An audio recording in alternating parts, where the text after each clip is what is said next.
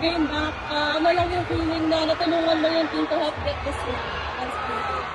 Masaya po kasi isa ako sa mga seniors na kasabay ko sila kaya Bri. Ngayon ako yung isa sa matanda sa loob ng court. So, masaya lang ako kasi nag-perform sila ng maganda, natulungan ko sila, tinulungan din nila ako. Kamusta mo lang pakiramdam mo after yung mga first 2 games na na-miss mo dahil sa illness?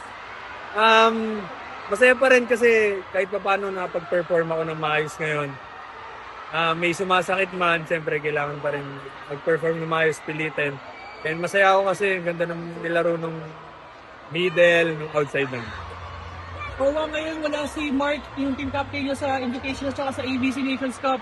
Paano mo na tinutulungan yung team captain niya ngayon, si Kim Malabunga, para ayun nga, sabi mo kanina isa ka sa mga seniors, paano mo na sila tinutulungan yung mga bata ngayon?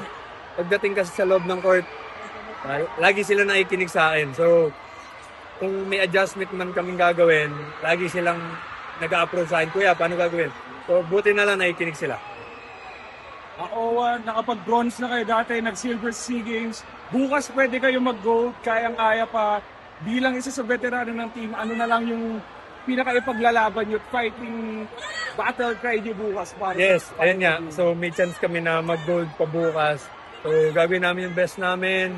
Kakausapin namin sila mamaya ni Kuya Kim na mag-all out, magpahinga kami maayos. And syempre, walang pressure.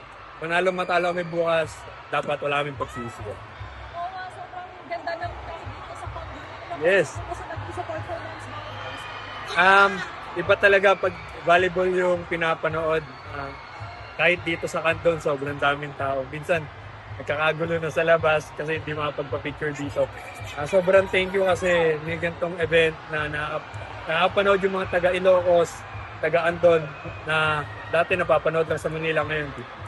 Regardless lang siguro na magiging result bukas, gano'n kalaking tulong na lang itong CV League para sa build-up niyo parating sa Worlds na exactly 2 months away na lang?